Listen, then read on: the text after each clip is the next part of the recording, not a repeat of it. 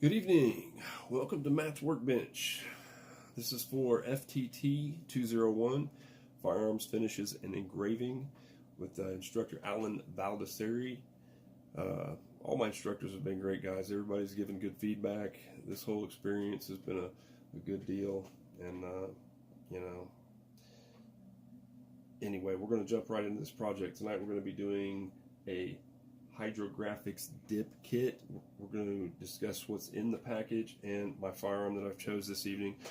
This is the Ruger 1022 carbine. You can't go wrong here.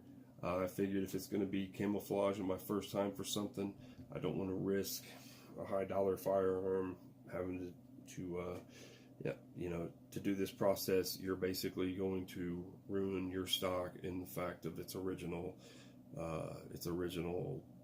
finish is going to be gone. So even though it's just plain plastic, it still looks decent. So, but once I hit it with a scratch pad and get it all ready to be prepped and painted, it's going to look like it's been abused, and then we're going to dip it and it's going to look awesome. It's going to give it a cool finish. It's going to be camouflage, and hopefully everything works out. And yeah, I'm excited to do this. So let's jump right in. As you can see, I've got my Ruger 1022. It's broke down into its barrel, bolt, the barrel group here, and here's my stock. It's basically one piece, nice and easy to do. So that's what I'm going to do. Let's take a look at the kit that SDI sends. All right. In the kit, you're going to have the basic manual, the instructions. It's going to come with Scotch-Brite, dust mask, and latex gloves. I've got my own RZ mask I'll probably use, so there's nothing wrong with that, but it's just a little bit more comfortable than those. Gives you a couple pair of latex gloves. It's nice. Small applicator brush. We've got a tack cloth, and did I not put it back in? I did not. It is the easy wipe that it comes with, which is the it's basically a saturated cleaning wipe, and it's going to be a degreasing agent on there, and it's going to get it ready for final prep. So it also comes with a coupon, 10% off of your next purchase. That's cool. It's got 6 foot 6 inches by 20 inches roll of film for application, which in my mind is going to be enough to do at least 2 projects. If I wanted to do pistols or something like that, I could probably squeeze more out of it. So depending on how much paint and applicator it takes and how much you have after you have one finished project, I'll have to see.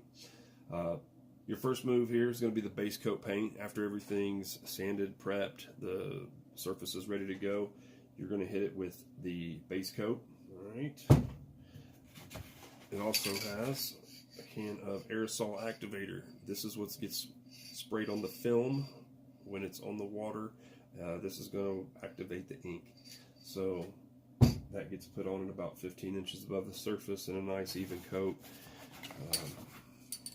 After everything's said and done, the project is rinsed, dried, then you can apply the clear coat matte, give it the nice glossy professional finish that you're looking for. I'm excited to get started on this, so that'll be my next move, is to start the sanding and preparation. Alright, welcome back. So I've got the stock scuffed with the Scotch-Brite pad.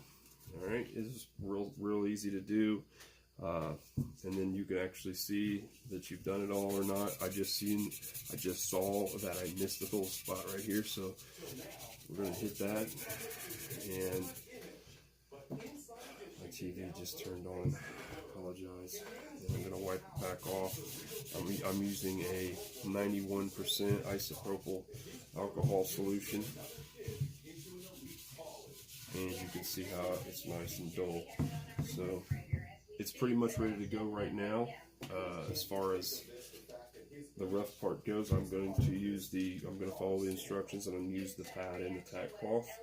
And I'm also going to prep it by taping off the inside that I do not want treated, as well as prepare to hang it where it's not going to affect the spray job. So that is the next move. Okay, so here we are. It's been masked off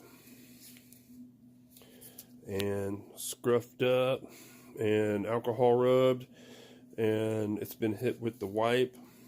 This baby's ready to hang up, and then we're going to hit it with the base coat. So here's where we're at in our progress. It's actually looking pretty good. I've got her masked off, and she should be about ready to dip. Alright, so up next we're going to hit this with the base coat. I got her hanging here. As you can see, she's taped off. I've got her hanging in a fashion that should not affect the dip job. So it's kind of makeshift and ghetto, and my little respirator strap broke, but I'm going to go ahead and use it, so no big deal. The next thing you're going to see is my finished product. I'm going to shake this up for about 2 or 3 minutes just to make sure it's fully mixed up and ready to go. It is above 65 degrees in my garage right now. We're experiencing a cyclone bomb storm, which really hasn't been about anything. But we're going to go ahead and do this up. And the next time you see it, instead of being black, it's going to be whatever color comes out of this can. It says FPO sticker. So, I don't know, some type of camouflage pattern. Hopefully it looks cool. So, see you in a minute. Here we are the next morning. It is pretty much dried and cured. I think I could have done it 15 minutes after the last coat I put on it. However, this is the product before,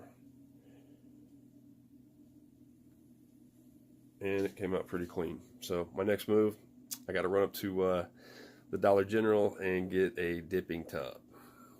I will return. Alright, so now we're at the laying out the film stage.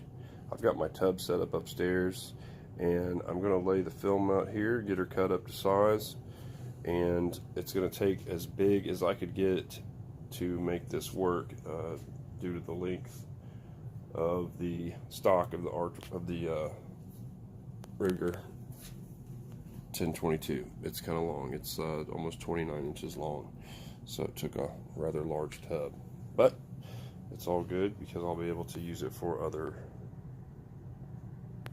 dippings. Alright, so we're set up now to go ahead and do the dip. We're going to have to put the film on first. We're going to go ahead and do that now.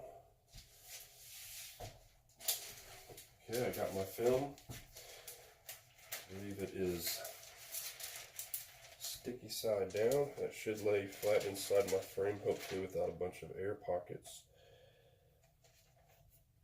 Oh yeah. That actually went really good. Yes. So now it's expanding. The dam's doing its job at stopping it. Alright. So at this time we're going to apply the applicator.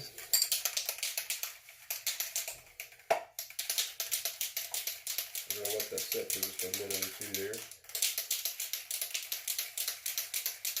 It's coming back down to size.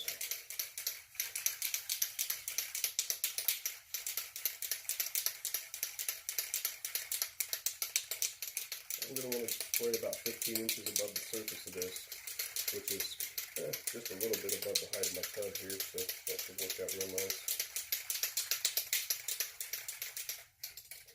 Okay, we're going to apply the applicator and see what happens.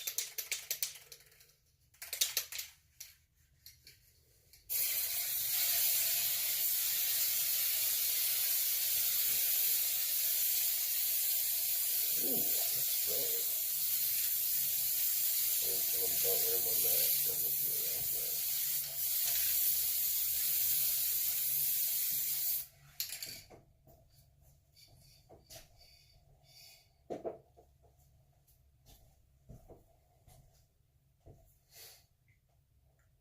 Give that about 10 seconds. Activator there.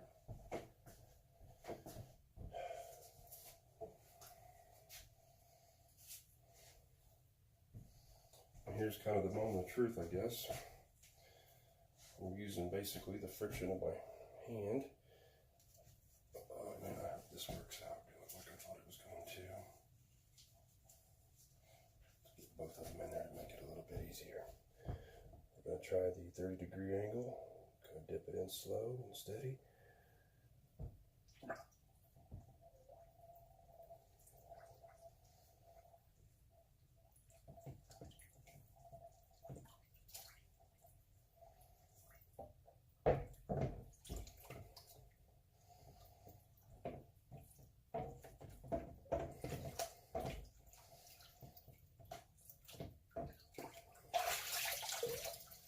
No. I blew it. I blew it.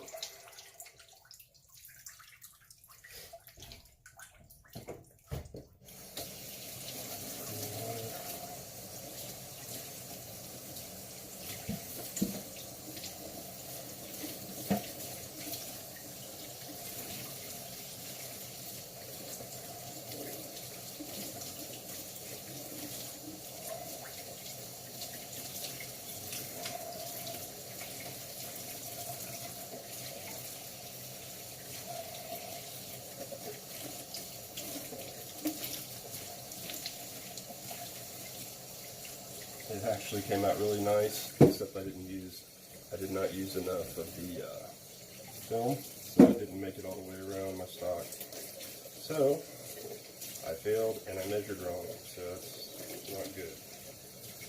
But that's how we learn, is by making mistakes. So I'll continue to rinse the stuff off of this, see what it looks like, and then we will prepare for the repair.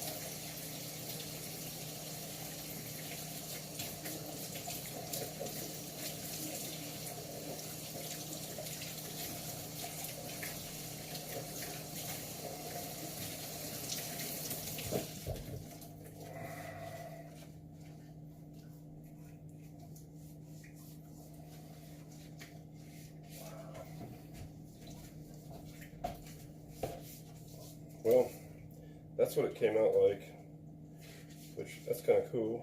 I like that. However, kapooyah. So now,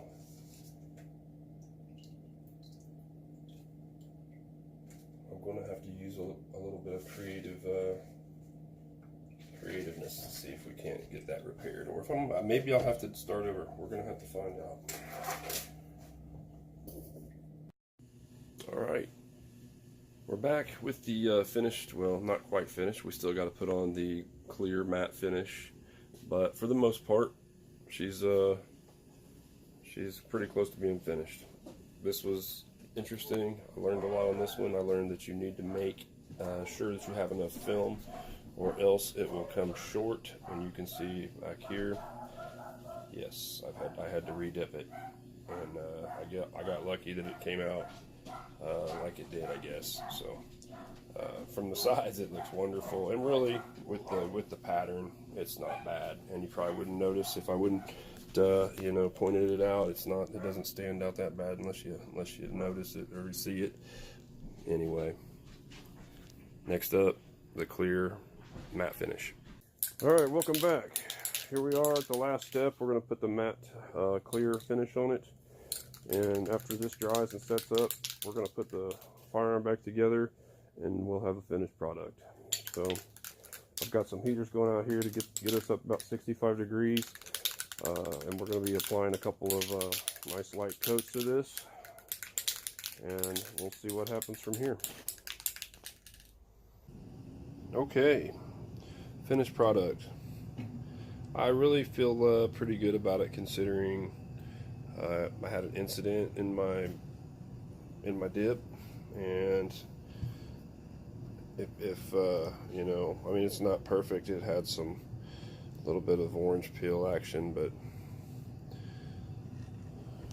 all in all, I'm gonna have to say that I am very pleased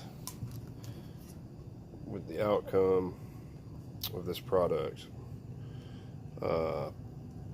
Very nice. The application, as long as you do what you're supposed to do, very easy to do.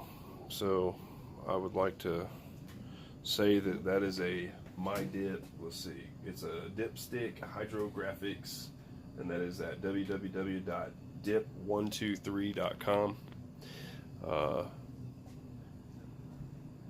Finished product, I like it. Here's something that I'm going to show you. If I point it out, you can probably see it right there on the top of the stock. See, the little pattern's a little bit different, and it's got some bubbling and some peel in it, but it's still, well, my fault, it's still smooth, and you don't even hardly notice it. But that is where, when on my original dip, I did not use enough film to cover the whole thing, so it looked really good except for a giant white stripe down the top of the stock. So I was mortified and thought, what am I going to do? So what I did was I redipped it. I basically did from this portion to here in a redip, and it came out super clean. The fade line, you can't even hardly tell where it's at. So I'm real happy about the way it worked out. And I actually redipped the whole firearm again to try to hide it even better, because at first it was still a little noticeable, but after the second dip, I thought, you know what, that's not too bad, and I still have some material left if I wanted to get crazy, but I'm pretty happy with it. I think I'm going to leave it. It's a nice setup for a little plinker.